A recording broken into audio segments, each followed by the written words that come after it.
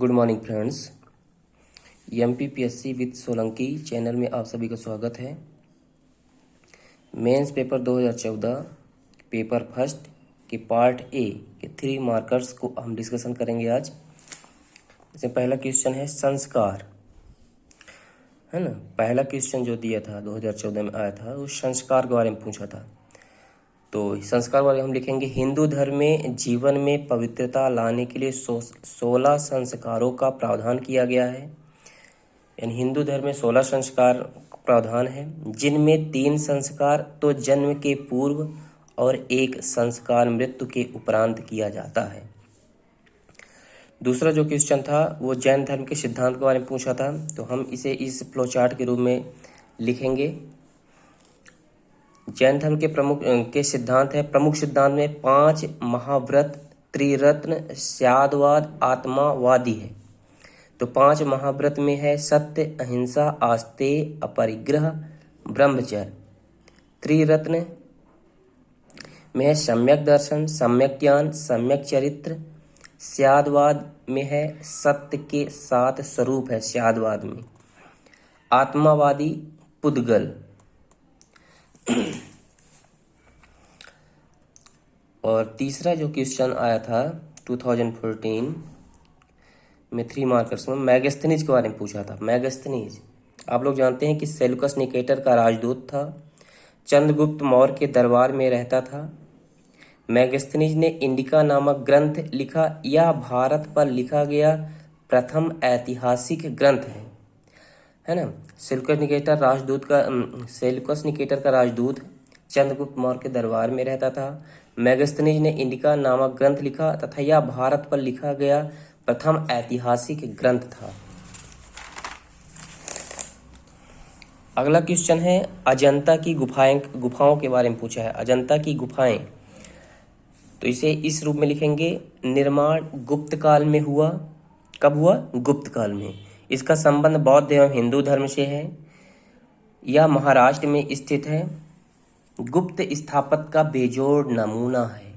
गुप्त स्थापत्य का बेजोड़ नमूना है। ये ध्यान रखना है कि यह बौद्ध एवं हिंदू धर्म से संबंधित है, ना कि जैन धर्म से। और इसे अगला क्वेश्चन है रजिया के बारे में। किसके बारे में? रजिया। तो विश्व की प्रथम महिला जिसने सुल्तान की उपाधि धारण की थी। रजिया वह पहली महिला है जिसने सल्तनत काल में सुल्तान की उपाधि धारण की थी। इल्तुतमिश की योग्य उत्तराधिकारी थी। किसकी? इल्तुतमिश की पुत्री थी ये। कार्यकाल इसका 1236 से 1240 ईस्वी था। मृत्यु 13 अक्टूबर 1240 को इसका हो गया था। इसका जो विवाह हुआ था, विवाह भटिंडा के गवर्नर अल्तुनिया से हुआ था। अब अगले क्वेश्चन की ओर हम बढ़ेंगे। अगला क्वेश्चन है तुलसीदास। तुलसीदास के बारे में पूछा है। ये मध्यकालीन इतिहास में संत तुलसीदास इतने लोकप्रिय हुए कि उन्हें वर्तमान में भी संत शिरोमणि जैसे प्रबोधनों से पुकारा जाता है। उन्होंने रामचरितमानस की रचना कर रामायण की पुनर्व्याख्या से वो यश प्राप्त किया जो स्वयं वाल्मीकि को ही प्राप्त नहीं है। यानी ये मध्यकालीन इतिहास के एक संत हैं। इतने लोकप्रिय हुए कि उन्हें वर्तमान में भी संत शिरोमणि जैसे प्रबोधनों से पुकारा जाता है। उन्होंने रामचरितमानस की पुनर्व्याख्या रचना कर रामायण की पुनर्व्याख्या से वो यश प्राप्त किया जो स्वयं वाल्मीकि को भी प्राप्त नहीं है। वाल्मीकि जो रामायण की रचना किए थे। इनकी रचनाओं के बारे में लिखना चाहें तो लिख सकते हैं। विनय पत्रिका वगैरह। अगला क्वेश्चन है रूसो। रूसो के बारे में पूछा है। इसको इस प्रकार भी रिप्रेजेंट किया जा सकता है। रूसो को एक सर्कल बनाएंगे, ऊपर लिखेंगे आधुनिक जनतंत्र का वास्तविक जन्मदाता। यह क्या है? आधुनिक जनतंत्र का वास्तविक जन्मदाता है।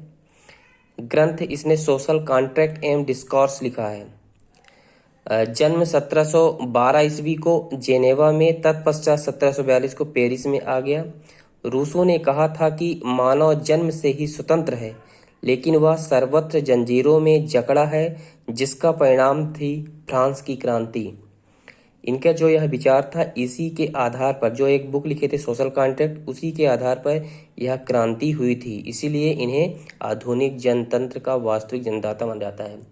इन्हें स्वतंत्रता, समानता और बंधुत्व का नारा दिया था। तुष्टीकरण की नीति, ये आज की राजनीति में ही बहुत ज़्यादा फेमस है। ये तुष्टीकरण की नीति, यद्यप तुष्टीकरण अर्थात संतुष्टीकरण की नीति तो सदैव प्रचलन में रही है, पर इसका बहुआयामी उपयोग अंग्रेजों द्वारा किया गया, जिसमें 1857 की क्रांति उपरांत भारतीयों में वोट डालने के लिए मुस्लिम तुष्टीकरण की नीति अपनाई गई थी। आज भी राजनीतिक पार्टियां किसी भी पार्टी विशेष को कहती हैं कि वो मुस्लिम तुष्टीकरण की नीति में चल रही है। अगला क्वेश्चन है प्लासी का युद्ध। प्लासी की युद्ध 3 जून 1757 ईस्वी को हुआ था। कब? 3 जून 1757। लॉर्ड क्लाइव एम सिराजुद्दौला के मत बंगाल के प्लासी के मैदान में हुआ था। नवाब के अधिकांश सहयोगियों ने उसे धोखा दिया था, जैसे मीर जाफर, उसके सेनापति मीर जाफर वगैरह ने धोखा दिया था उसे। बंगाल पर अंग्रेजों का वर्चस्व स्थापित हुआ। इस जीत नवाब की जब पराजित होता है तो किसका वर्चस्व स्थापित होगा? अंग्रेजों से। तभी अंग्रेजों ने यहीं से भारत को लूटना स्टार्ट किया था। अगला क्वेश्चन है A.O. ह्यूम एक आयरिश मूल के ICS अधिकारी थे, सेवानिवृत्त थे। जब इन्होंने कांग्रेस की स्थापना की थी सेवानिवृत्त थे। आयरिश मूल के ICS अधिकारी जिन्होंने लॉर्ड डफरिन के आदेश पर 28 दिसंबर 1985 को मुंबई में राष्ट्रीय कांग्रेस की स्थापना सेफ्टी वाल्व के रूप में की थी। लाला लाजपत राय ने सेफ्टी वाल्व का कॉन्सेप्ट दिया है और इसके बचाव के पक्ष में तड़ी चालक की भी संज्ञा दी जाती है इसे। हड़प का सिद्धांत, अगला क्वेश्चन है हड़प का सिद्धांत या विलय की नीति जो डलहौजी की थी उसके बारे में पूछा गया था। इसको हम इस प्रकार भी लिख सकते हैं, डलहौजी द्वारा चलाई गई यह नीति थी। 1848 से 1856 के मध्य इस सिद्धांत का भरपूर उपयोग किया गया और इस सिद्धांत के तहत निसंतान शासकों को गोद निषेध के तहत, यानी उन्हें गोद लेने से मनाही थी, के तहत उनके साम्राज्य को अंग्रेजी साम्राज्य में मिला लिया जाता था। अगला क्वेश्चन है vernacular press act. Vernacular press act यह लिटन द्वारा 1878 ईस्वी में लाया गया था। भारतीय भाषा के समाचार पत्रों को प्रकाशित करने के लिए लाइसेंस अनिवार्य कर दिया। कुल मिलाकर इसका उद्देश्य भारतीय भाषा की जो भी समाचार पत्र थे उनमें सेंसर लगाना था, उन्हें रोकना था। उनके विशेषकर राष्ट्रवादी समाचार पत्र सोम प्रकाश को प्रतिबंधित करने के लिए इसका जो प्रावधान था, इसमें इस कानून में प्रावधान था कि अगर किसी अखबार में कोई आपत्तिजनक चीज छपती है तो सरकार उसकी प्रिंटिंग प्रेस सहित सारी संपत्ति जब्त कर सकती है। इसमें अगला क्वेश्चन है काकोरी कांड, यम नंबर। इसको इस प्रकार लिख सकते हैं, 25 अगस्त 1925 को यह घटना हुई थी। लखनऊ सहारनपुर रेलवे मार्ग पर स्थित काकोरी नामक स्टेशन पर अंग्रेजी खजाना लूटा गया, जिसे काकोरी कांड कहा जाता है।